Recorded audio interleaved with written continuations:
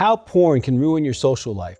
That's the topic today, and it's a big one because there's a lot of people who are into porn and they don't realize it's impacting their social life. So stay tuned, watch this. If you haven't subscribed, please do. If you have a question, put it in the box, and we are going to be right back on this topic.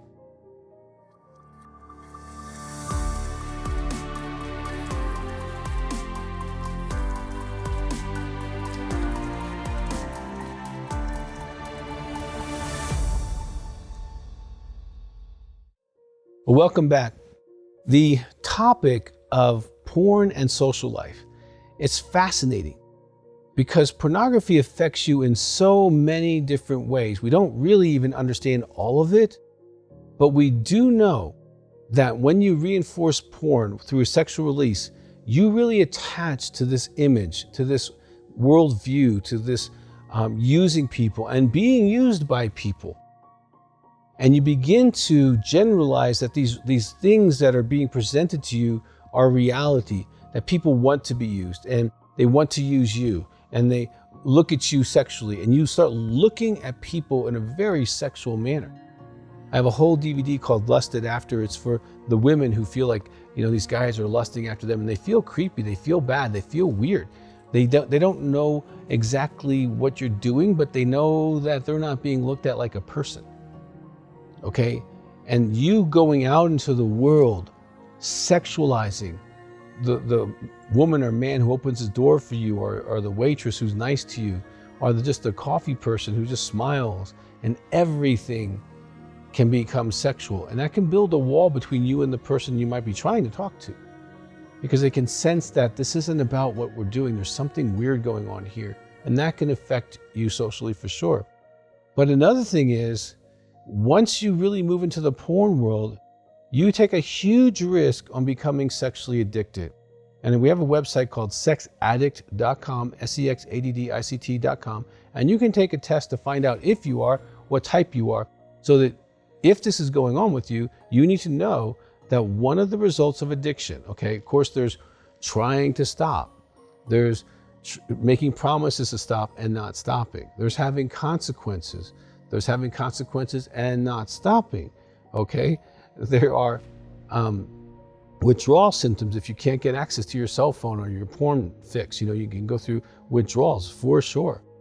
But also one of the things is a reduction of social activity. Now what that means is maybe before you played Frisbee or you were on a soccer league or a baseball league, or you had fun, you were involved in a political group or a church group or a spiritual community or a yoga class, but you're just too tired because you were up 2, 3, 4, 5 o'clock in the morning looking at all these porn movies. And you're just kind of wiped out. And really, you get a lot more chemical reinforcement sexually going to the porn world and being fully accepted, right?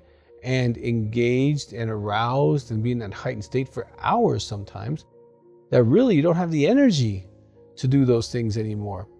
And so if your world has started to reduce itself as a result of pornography, you most likely are struggling with a sexual addiction. And just evaluate that honestly. No one's in the room with you and I right now.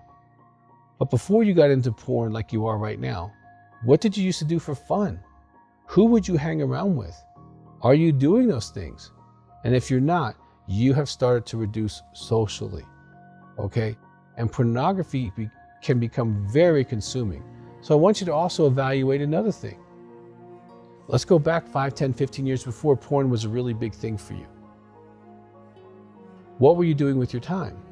Now, I want you to evaluate over the period of the last 5, 10, 15, 20 years, how much more time has porn taken up in your life? Was it an hour? Now it's 5 hours? Was it an hour? Now it's 2, 3 hours a day? Now, if your porn usage is getting to the place where it's a part-time job, you have an addiction.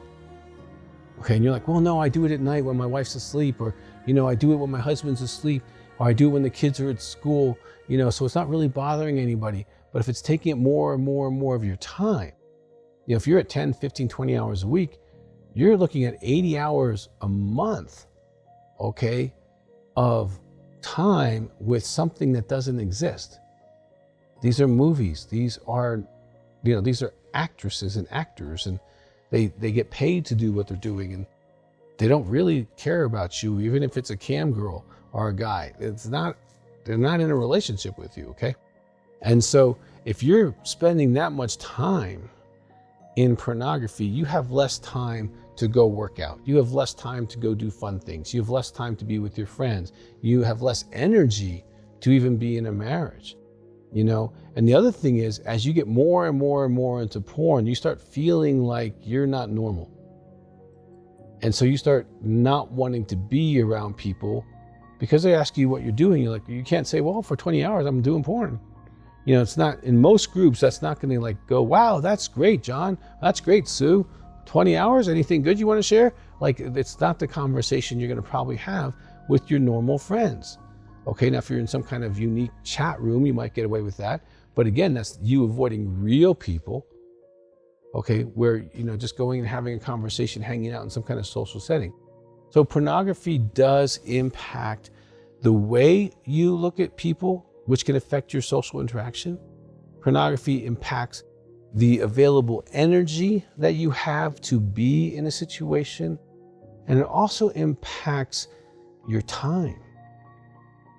And what happens over the time that these things are getting reduced, what's increasing is your desire to do more porn and more. And now I've been working with sex addicts for over 35 years. I've done more porn histories and masturbation histories than any man on the planet. I guarantee you, hands down. Okay, been doing it for over 35 years.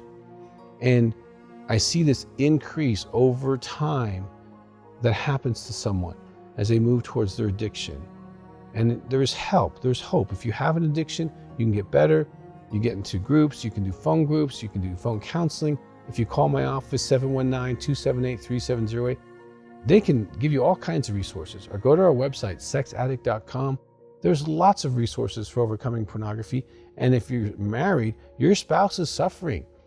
Our research on partner betrayal trauma, partners of sex addicts, shows depression for the women, low self-esteem for the women, weight gain, all kinds of consequences, PTSD, just from you using porn.